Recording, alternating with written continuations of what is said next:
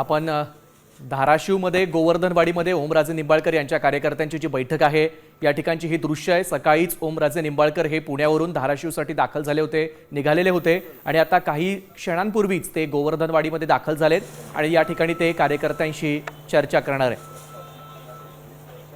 Operation टायगरच्या पार्श्वभूमीवरती आता ओमराजे निंबाळकर नेमकी काय भूमिका घेणार याकडे संपूर्ण राज्याचं लक्ष लागलंय। 2 दिवसांपूर्वीच ओमराजे निंबाळकर यांनी सांगितल्याप्रमाणे ते आता गोवर्धनवाडीमध्ये कार्यकर्त्यांशी चर्चा करणार आहेत आणि त्याच्यानंतर त्यांचा निर्णय ते जाहीर करणार आहेत। खासदार ओमराजे निंबाळकर गोवर्धनवाडीमध्ये आज बैठक घेणार आहे।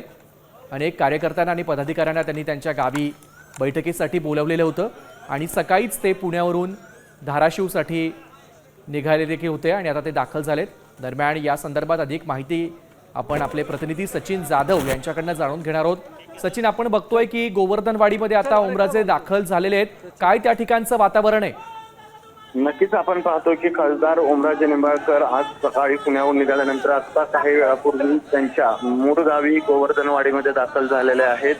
कैलासवासी पवनराजे निंबाळकर यांच्या समाधीचं दर्शन घेतल्यानंतर आता ते कार्यकर्ते पदाधिकारी यांची बैठक जी आहे ते घेणार आहेत। एकूणच आपण पाहतोय की टायगर ऑपरेशन मध्ये जे 6 खासदार जातात त्यामध्ये ओमराजे निंबाळकर यांचं नाव आहे आणि गेले काही दिवसापासून खरं तर ते खूप चर्चेत आहे। त्यामुळे आता या ठिकाणी अनेक कार्यकर्ते जे आहेत ते त्यांच्या गोवर्धनवाडी इथं असलेल्या निवासस्थानी दाखल झालेले आहेत। या ठिकाणी ओमराजे जे आहेत ते प्रत्येक कार्यकर्त्याशी 1 to 1 चर्चा करणार आहेत आणि एकूणच शिंदे गटासोबत जायचं या संदर्भात किंवा एक स्वतंत्र गट जो आहे तो झालेला आहे त्या संदर्भात आता हे सगळं चर्चा काय होते हे पाहावं लागणार आहे। एकूणच या ठिकाणी अनेक बॅनर घेऊन कार्यकर्ते जे आहेत ते ओमराजे निंबाळकर यांच्या स्वागतासाठी थांबलेले आपल्याला पाहायला मिळतात। त्यामुळं आपली राजकीय भूमिका जी आहे ते ओमराजे आज किंवा उद्या स्पष्ट करण्याची शक्यता त्या पार्श्वभूमीवर या ठिकाणी कार्यकर्त्यांची गर्दी आहे। त्यामुळं ते आपली राजकीय भूमिका काय घेणार हेही पाहावं लागणार आहे।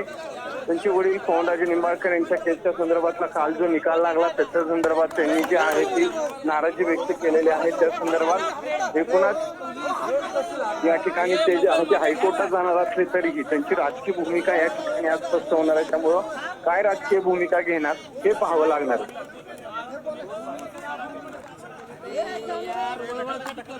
नक्कीच सचिन, तुम्ही आमच्यासोबत असे जोडलेले राहा। तुमच्याकडनं गोवर्धनवाडीमध्ये नेमकी काय घडतं या संदर्भातली अधिक माहिती आम्ही घेतच राहणार आहोत। आपण बघतोय की या ठिकाणी गोवर्धनवाडीमध्ये आता ओमराजे निंबाळकर हे दाखल झालेले आहेत। ते त्यांचं मूळ गाव आहे आणि धाराशिवमध्ये ते आता पोहोचलेले आहेत। कार्यकर्त्यांशी ते चर्चा करणार आहेत। या ठिकाणी एका मेळाव्याचं आयोजन करण्यात आलेलं आहे।